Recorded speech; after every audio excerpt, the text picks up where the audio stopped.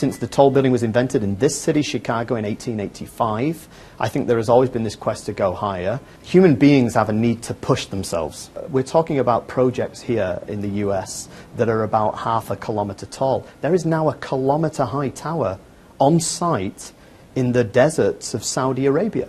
However, we're not here this morning to talk about the world's tallest building. We're here to talk about America's tallest building. The first issue was, is the topmost structure on the One World Trade Center a spire or an antenna? I think it's just an antenna. It's not part of a building. If it was a part of a building, they would have had floors, you know, just like every other building. Just like the building in Dubai, you know, there's no antennas on that building. So.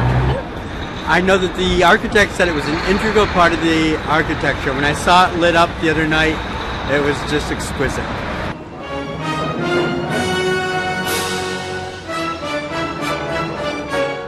America's tallest building, when it completes next year, will be One World Trade Center. The reason for that is that spires are meant to be an integral part of the architecture.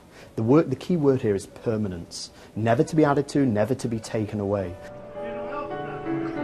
The question of which building is the tallest was settled years ago in the structures that have been built in China and in the Middle East. And so really for us here in Chicago, we know that we will remain one of the most iconic structures in the world, and in fact, the highest spot you can stand in North America in a building.